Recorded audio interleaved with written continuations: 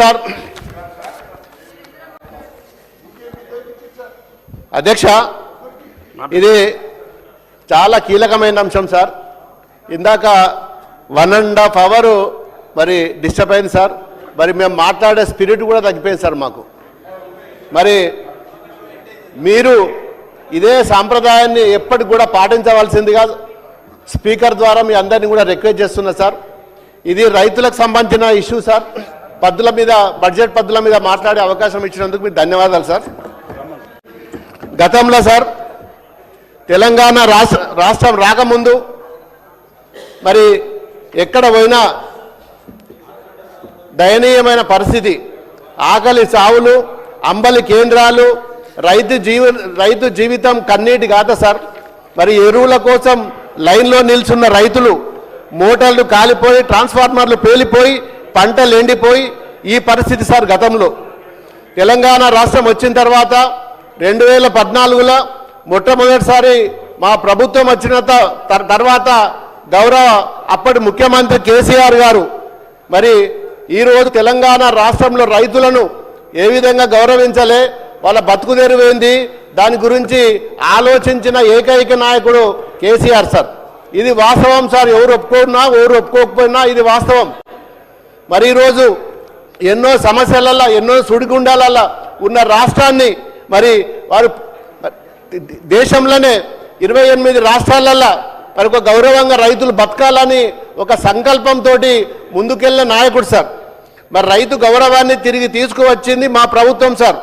రైతు బంధు ద్వారా మరి పెట్టుబడి సహాయం సార్, 24 గంటల కరెంటు, ఉచిత కరెంటు మొదటిసారి దేశంలో ఇచ్చింది మరి అప్పుడు కేసీఆర్ గారు సార్. అధ్యక్ష, కాళేశ్వరం నీటితో ఎండిన భూములు పచ్చగా మారినాయి సార్. అదేవిధంగా రైతుల బీమా ద్వారా రైతు కుటుంబాలకు ఎంతో భరోసా వచ్చింది సార్.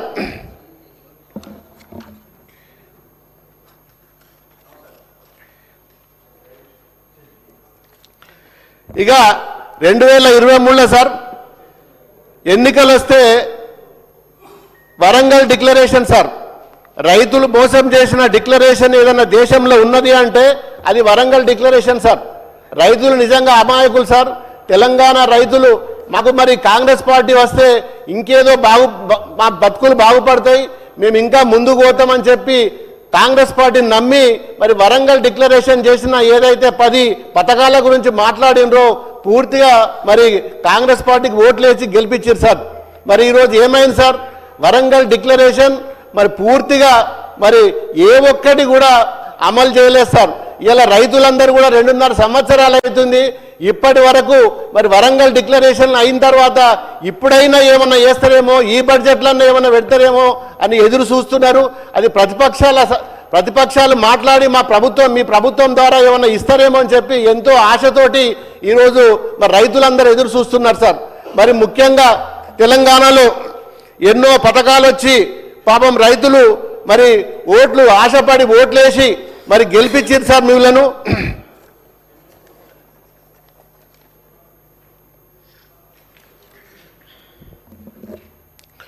సార్ బడ్జెట్ కేటాయింపులో మరి ఎక్కడ కూడా మరి రైతులకు ఎక్కడ కూడా లాభం జరగలేదు సార్. బడ్జెట్ కేటాయింపులో అంకెల గ్యారెంటీతోటి రైతులను మోసం చేసింది సార్. ఇలా రైతులకు నిజంగా మరి గతంలో 2.5 సంవత్సరాలలో ఏ ఒక్క సంవత్సరం కూడా పెట్టిన బడ్జెట్లో ఏది కూడా ఈ రోజు వరకు కూడా ఏ బడ్జెట్లో కూడా పూర్తి కాలేదు సార్. అధ్యక్ష, మరి వ్యవసాయం కాంగ్రెస్ ప్రభుత్వానికి ఉన్న చిత్తశుద్ధి ఏందో ఈ బడ్జెట్ చూస్తే తెలుస్తుంది సార్. రైతుల కోసం పనికొచ్చే కీలకమైన పథకాలన్నింటినీ ఈ ప్రభుత్వం మరి సున్నా పెట్టింది సార్. వ్యవసాయ యంత్రీకరణ, ఫామ్ మెకనైజేషన్కు మరి సున్నా సార్. అదేవిధంగా క్రాప్ ఇన్సూరెన్స్కు కూడా సున్నా సార్. ₹1 కూడా పెట్టలేదు సార్. మరి మార్కెట్ ఇంటర్వెన్షన్ ఫండ్ మరి దానికి కూడా ₹1 కూడా పెట్టలేదు సార్. గడిచిన 2 ఏళ్లుగా వ్యవసాయ బడ్జెట్ పేరుతో ఈ కాంగ్రెస్ ప్రభుత్వం రైతులను ఎలా నిలువుదోపిడి మోసం చేస్తుందో వాళ్ళ లెక్కలే మరి బట్టబయలు చేస్తున్నాయి సార్. 24-25లో సార్ కేంద్రం రాష్ట్రాలు మరి సెంట్రల్ స్టేట్ కంట్రిబ్యూషన్ స్టేట్ సంబంధించింది కూడా వ్యవసాయానికి బడ్జెట్ అంచనాల్లో మరి ఏకంగా 46,000 కోట్లు కేటాయించమని గొప్పలు చెప్పారు సార్. మరి ఈరోజు వాస్తవాలు చూసినట్టయితే రైతుల కోసం నిధులు విడుదల చేసింది కేవలం 26,000 కోట్లు మాత్రమే అధ్యక్ష. మరి అధ్యక్ష ఇంకో దారుణం సార్ ఏమిటంటే 26,000 కోట్లను కూడా మీరు మరి ఎక్కడ కూడా 26 కోట్లను 20 కోట్లకు చేసింది సార్. అంటే ఆ 20 కోట్లను కూడా ఇప్పటి వరకు ఖర్చు చేసింది ఒక 6,000 కోట్లు మాత్రమే సార్. ఈ అన్నిటినీ కూడా నిజమేంటంటే మీరు చేసిన రుణమాఫీని కలుపుకున్నా సరే గత బీఆర్ఎస్ ప్రభుత్వం 2023-24లో వ్యవసాయానికి చేసిన ఖర్చు కంటే మరి అధ్యక్ష మీ ఖర్చు ఏకంగా 2,000 కోట్లు తక్కువే అధ్యక్ష. ఇది మీ రైతుల మీద చూపిస్తున్న ప్రేమ అధ్యక్ష. ఇక 2025-26 అధ్యక్ష మరి అంచనాల్లో మరి బడ్జెట్ ఎస్టిమేషన్లో 22,000 కోట్లు అని రాసుకున్నారు అధ్యక్ష. కానీ రీఎస్టిమేషన్ ప్రకారం వాస్తవంగా వ్యవసాయానికి విడుదలయ్యేది 10,000 కోట్లు మాత్రమే అధ్యక్ష. అంటే వరుసగా 2 సంవత్సరాలుగా కాగితాల మీద బడ్జెట్ పుస్తకాలు అంకెలు గొప్పగా చూపించడం తప్ప చేసిందేం లేదు అధ్యక్ష. తీరా చూస్తే అందులో కనీసం సగం నిధులు కూడా అన్నదాతలకు ఇవ్వకుండా ఎగనామం పెట్టడం చాలా దారుణం అధ్యక్ష. రైతుల కోసం ఖర్చు పెట్టడానికి ప్రభుత్వానికి చేతులు రావడం లేదు అధ్యక్ష. ఇది కాంగ్రెస్ మార్క్ బడ్జెట్ అధ్యక్ష. ఇది రైతుల పట్ల మీకున్న కపట ప్రేమ అధ్యక్ష. మరి ముఖ్యంగా మీరు మాటికి ఒకటే మాట గతము తప్ప మరి మీరు వేసి 2.5 సంవత్సరాలైనా ఈ రోజు వరకు కూడా చేసిందేం లేదు అధ్యక్ష. మరి ముఖ్యంగా అధ్యక్ష భూమిని నమ్మిన వాడికి ద్రోహం చేయడం అంటే అది దైవద్రోహం అధ్యక్ష. మరి మానవీయ ఈ మాటలు అన్నది మహాత్మా గాంధీ గారు అధ్యక్ష. గాంధీ పేరు చెప్పుకొని మరి కాంగ్రెస్ నాయకులు మరి ఓట్లు అడుగుతుండే అధ్యక్ష. ఇటు అన్నదాతల మీద మాత్రం గౌరవం లేదు అధ్యక్ష. అటు గాంధీ గారి మీద గౌరవం లేదు అధ్యక్ష. ఇటు అన్నదాతల మీద కూడా గౌరవం లేదు అధ్యక్ష. అసంఘటిత రంగంలో ఉండే రైతులు అధ్యక్ష తమది ఏమీ చేయలేరని నోరు లేని రైతులు నోరు నొక్కినా అధ్యక్ష కడుపు కొట్టినా ఏమి కాదని వీళ్ళ నమ్మకం అధ్యక్ష. అందుకే ఒకటెనక ఒకటిగా రైతుల ప్రయోజనాలను దారుణంగా దెబ్బతీస్తూ వస్తున్నారు అధ్యక్ష. ఇవాళ రాష్ట్రంలో ఏం మూలకెళ్ళినా ఎక్కడ పోయినా మరి రైతులను మరి గత ప్రభుత్వం ఏ విధంగా ఉండే ఈ ప్రభుత్వం ఏ విధంగా ఉండే అడిగితే మరి రైతులే చెప్తున్నారు అధ్యక్ష. మరి గత ప్రభుత్వానికి ఈ ప్రభుత్వానికి తేడా ఏముందో అధ్యక్ష ఒక్కసారి తెలుసుకోవాలి అధ్యక్ష. మరి కంటికి రెప్పలా కాపాడుతున్న మరి కేసీఆర్ ప్రభుత్వం అయితే రైతన్నని మభ్యపెడుతూ రైతు నోటికాడ ముద్దను ఎగ్గొడుతూ అధ్యక్ష విజయోత్సవాలు చేసిన మోసగారి ప్రభుత్వం కాంగ్రెస్ ప్రభుత్వం అధ్యక్ష. కానీ ఎన్నికల ముందు మాటలు కోటలు దాటినాయి అధ్యక్ష. మరి ఈ రోజు మరి గడప మాత్రం దాటడం లేదు అధ్యక్ష. మరి 10 ఏళ్ల కేసీఆర్ గారి పాలనలో రైతుల పాలిటి రైతు బంధుగా నిలిస్తే మరి 2.5 పాలనలో అధ్యక్ష ముఖ్యమంత్రి రేవంత్ రెడ్డి గారు మరి రైతులకు చేసింది ఎక్కడ ఏం లేదు అధ్యక్ష. 10 ఏళ్ల అద్భుతమైన రైతు సంక్షేమం మరి రాజ్యాంగం తీర్చిదిద్దబడిన రాష్ట్రాన్ని 2 పాలనలోనే రైతుల సంక్షేమం రాజ్యాంగం మారింది అధ్యక్ష.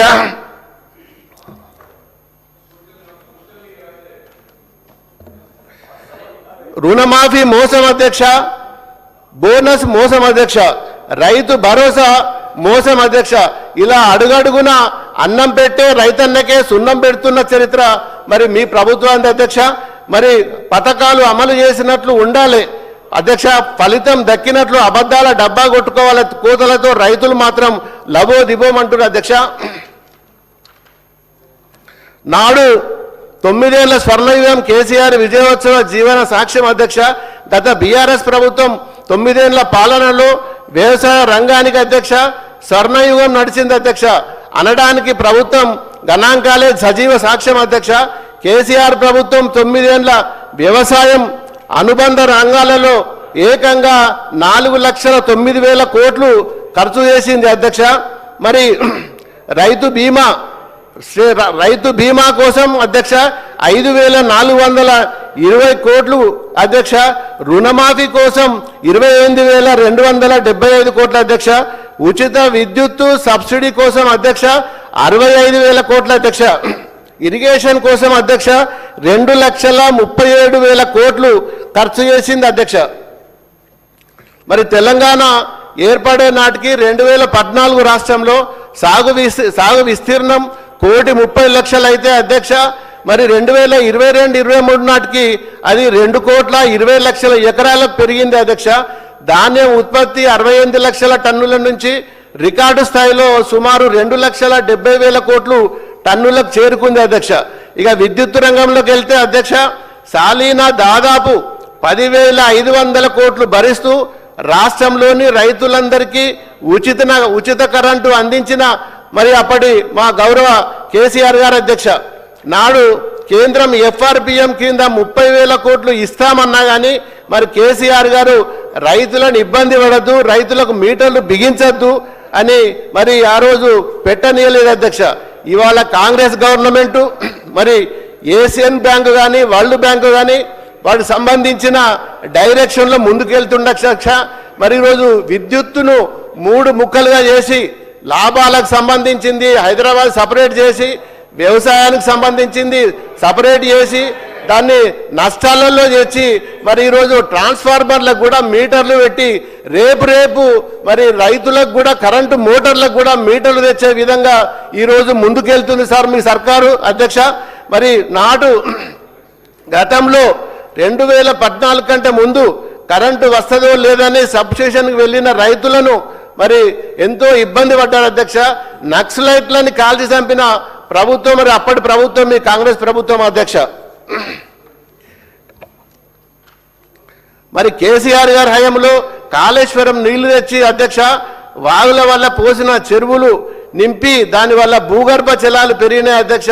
ఈరోజు ఇంత పెద్ద ఎత్తున మరి పంటలు పండుతున్నాయంటే మరి మీరేమంటున్నారు అధ్యక్ష? ఇప్పుడు మా వల్లనే పంటలు పండితే మా ప్రభుత్వం వచ్చినాకనే పంటలు పండినాయి, మేము కష్టపడితేనే పంటలు పండినాయి అని చెప్పి మీరు ఈరోజు చెప్పుకుంటున్నారు అధ్యక్ష. మరి ఈ పంటలు ఏ విధంగా వచ్చినాయో ఒక్కసారి ఆలోచించాలి అధ్యక్ష. గతంలో మరి కేసీఆర్ గారు చేసిన ఏదైతే కాళేశ్వరం నీళ్లు ద్వారా మరి చెర్లు నింపి కుంటలు నింపి కాల్వల ద్వారా మరి వస్తేనే మరి ఇలా బోర్లు ఎండిపోయిన బోర్లలో కూడా ఇలా ఊటలు వచ్చి వీళ్ళ అన్ని బోర్లు కూడా ఇలా రీఛార్జ్ అయ్యి మరి ఈరోజు మోటార్లు పెట్టుకోవడానికి అవకాశం వచ్చింది అధ్యక్ష. మరి ఇవన్నీ కూడా గత ప్రభుత్వంలో అయినాయి అధ్యక్ష. 2014లో తెలంగాణ 1,30,00,000 ఎకరాలకు ఉన్న సాగు విస్తీర్ణం 2023 నాటికి ఏకంగా 2,20,00,000 అయినాయి అధ్యక్ష.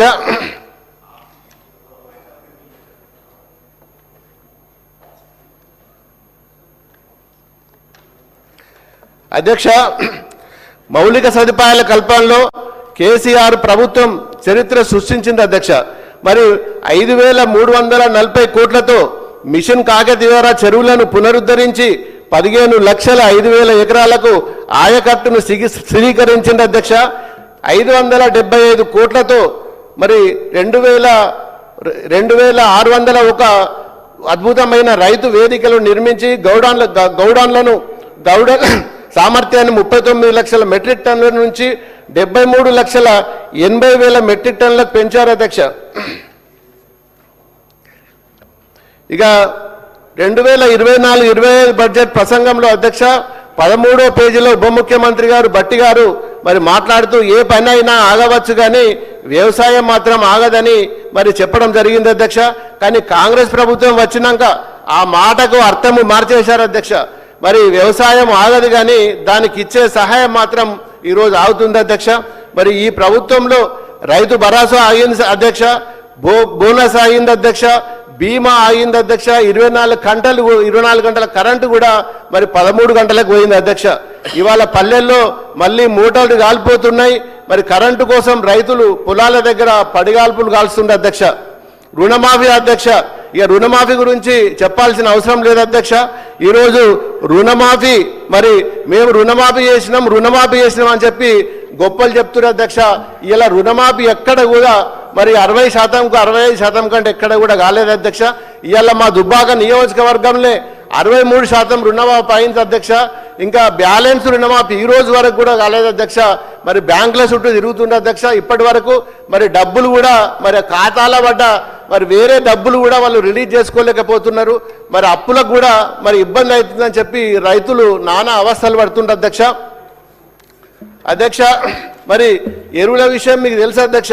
మరి 10 ఏళ్ల కింద పాలనలో రైతులు ఎరువుల కోసం ఏ విధంగా ఉండ్రి, మరి గతంలో రైతులకు ఎరువు కావాలంటే మరి పొద్దున ఒక ఫోన్ కొడితే మరి ఇంటికాడ రైతులకు ఎరువులు ఇచ్చేది అధ్యక్ష.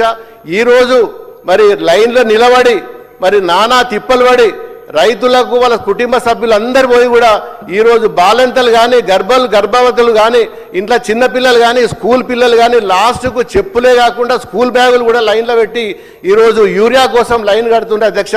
మరి ఈరోజు చాలా ఘోరాతి ఘోరంగా ఉన్నారు.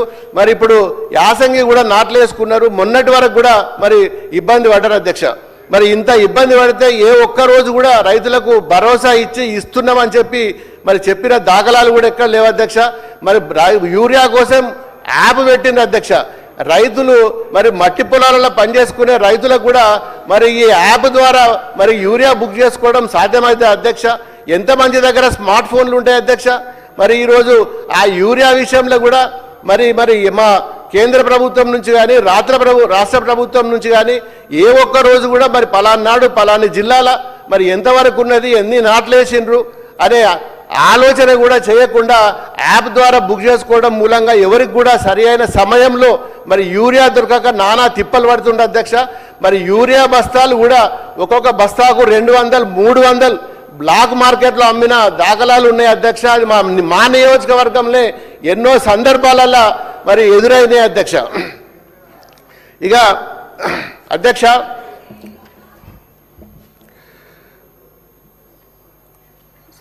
సన్నకారు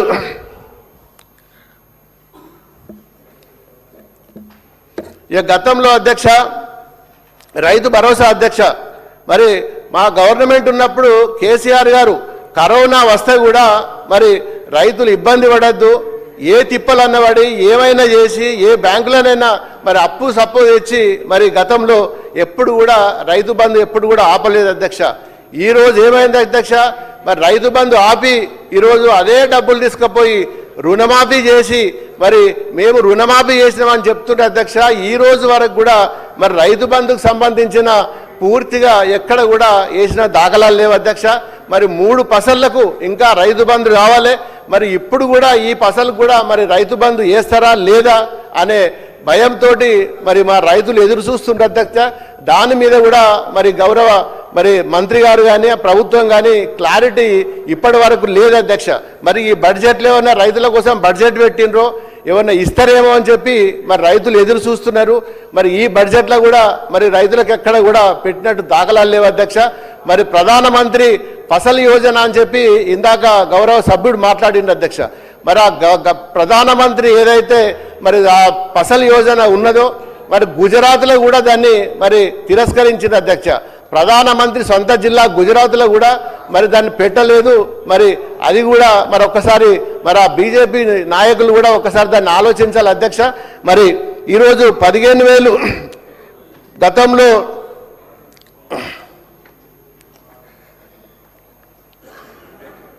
2024-25 నాటికి మరి దారుణంగా అధ్యక్ష 5,642 కోట్లకు పడిపోయింది అధ్యక్ష. ఈ సంవత్సరం బడ్జెట్లో మళ్ళీ 13,000 అధ్యక్ష. మరి ఈ వానకాలం చెల్లించని 8,744 కోట్లు మాత్రమే అధ్యక్ష. మిగిలిన 6,000 కోట్లు బ్యాలెన్స్ ఎగ్గొడుతున్నారా అధ్యక్ష? మరి స్పష్టం చేయాలి అధ్యక్ష. 3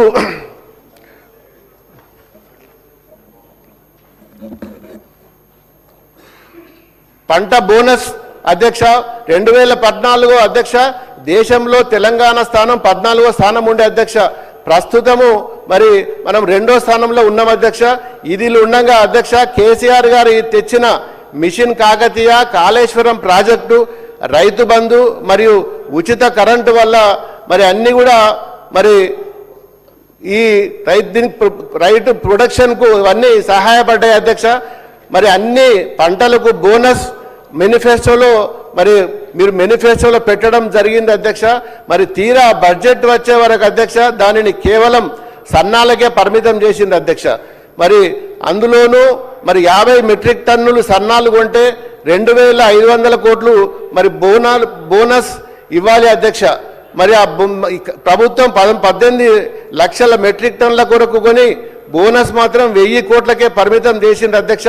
మిగతా 1500 కోట్లు ఈ రోజు వరకు కూడా దానికి క్లారిటీ లేదు అధ్యక్ష.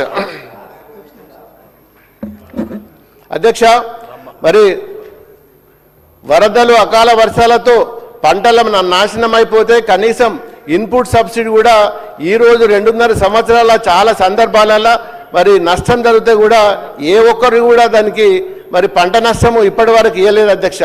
గతంలో మేము 2018లో మరి ఎంపీ ఉన్నప్పుడు మరి గతంలో మరి కేంద్ర ప్రభుత్వం FCI మరి ధాన్యం కొనకపోతే మరి మా బీఆర్ఎస్ ఎంపీలం అందరం కూడా మరి కేంద్రంలో ధర్నా చేసి అప్పుడు పీయూష్ గోయల్ గారు మరి మంత్రిగా ఉండే, సివిల్ సప్లై మంత్రిగా మరి ఉన్నప్పుడు మరి మనం 1,00,000 మెట్రిక్ టన్నులు మా తెలంగాణ ధాన్యాన్ని కొనుమని పోతే మరి తెలంగాణ ధాన్యం 1,00,000 మెట్రిక్ టన్నులు ఎక్కడికి వెళ్ళి వచ్చింది?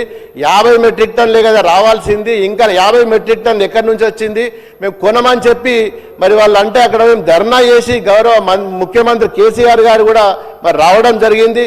क्या कर रहे भाई, क्या चमत्कार कर रहे, क्या तुम ये कहाँ से हुआ, 1 लाख कैसा होता, कहाँ से आता అని చెప్పి మౌలను ఈ నూకలు మీరు బుక్కుర్రి సన్న బియ్యం మేము తీసుకుంటామని చెప్పి ఆ రోజు పేచి పెడితే కూడా మరి 1,00,000 మెట్రిక్ టన్నులు మరి పీయూష్ గోయల్ గారిని ఒప్పించి మరి అప్పుడు గతంలో మేము 1,00,000 మెట్రిక్ టన్నులు సన్న బియ్యము దొడ్డు బియ్యం అన్ని కూడా కొనిపించిన అధ్యక్ష.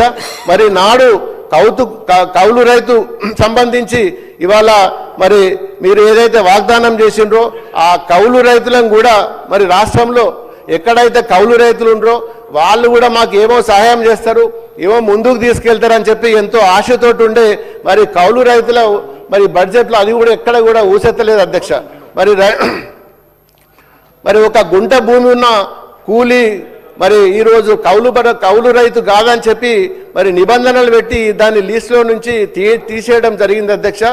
రాష్ట్రంలో 54 లక్షల మంది ఉపాధి హామీ కార్డులు ఉంటే 1,04,00,000 మంది కూలీలు ఉంటే అందులో ఏరివేతలు చేసి కేవలం 10-15 లక్షల మందికి మాత్రమే మరి ఇవ్వడానికి దీనిలో ప్లాన్ చేస్తున్నారు అధ్యక్ష.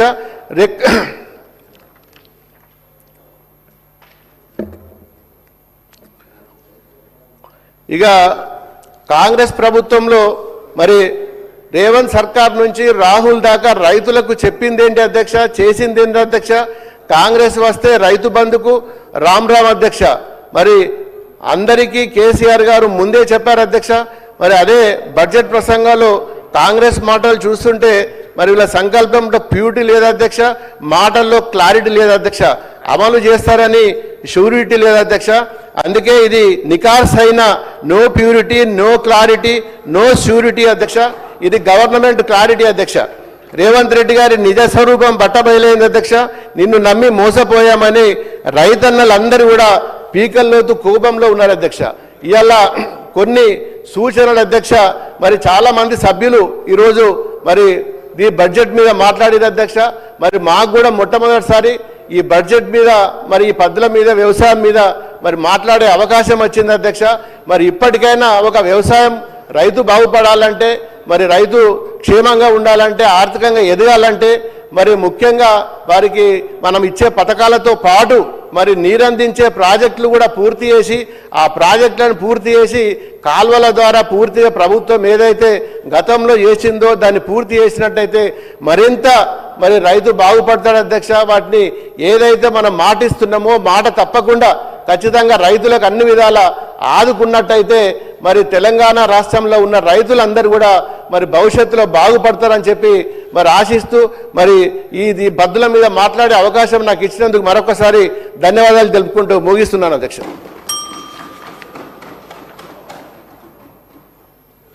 ఎంఐఎం సభ్యులు కౌసర్ మహమ్మద్ గారు